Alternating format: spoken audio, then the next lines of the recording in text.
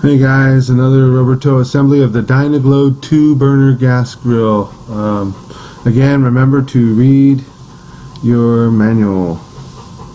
And here is part 4 of the assembly. It's the back bar of the burner. I guess they call it the cart rear support. And there's 2 screws that I kind of dropped in there earlier on one side, and I'm putting the other 2 screws, or maybe I took those out there, and they just screw in with 4 screws, nice and easy. I believe they're the DDs as well. There's plenty of those.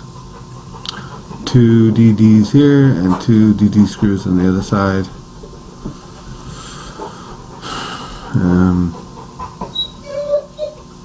And they go on either with a drill gun or a screwdriver. I would probably use a screwdriver or start them by hand so you don't strip them out.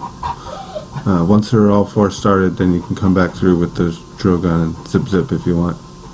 Tighten them up. Always set your torque settings on low when you're building these things together, so you don't want to have too much power on your drill gun settings. And snap that 4th one on there. Should be the end of part 4. And so we can move on to part 5. Alright. And there'll be 2 screws used here. It looks like the last 2 of the DDs will be used to screw on this plate here. And it's the gas tank heat shield, and it has a slope downward, and you just screw it on the underside with these 2 screws you see here. And you can just hand tighten it with a screwdriver or come back with a drill gun and zip them real quick. Just again, make sure your torque setting's on low, because this is thin metal, especially that piece. And you're all set.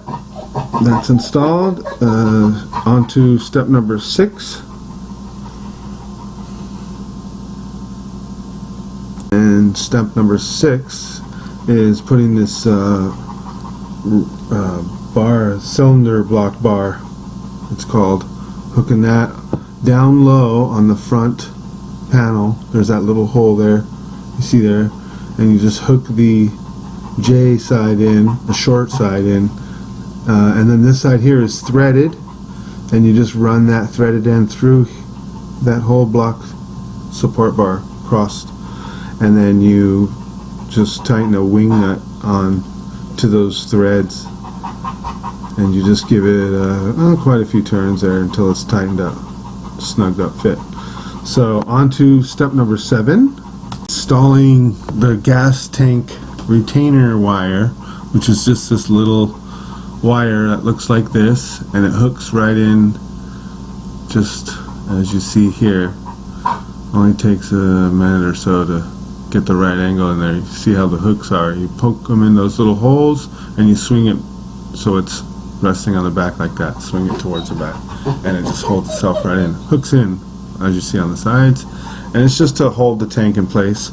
And then on to step number 8, which is putting on the hood handle, and that's I think 2 wing nuts. Yeah, 2 wing nuts, 2 washers, 2 lock washers that are going to be attached. I think they label them FF, GG, and HH are the hardware labels.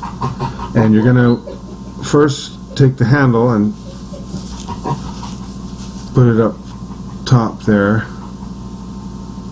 and where the threads are coming through, and then you put the washer on first, which is the labeled HH, the M6 washer, and then you put a spring washer on there labeled GG, and then a wing nut which is labeled FF, and you just turn the wing nut until it's snug, nice and snug, and then you do the same thing the other side.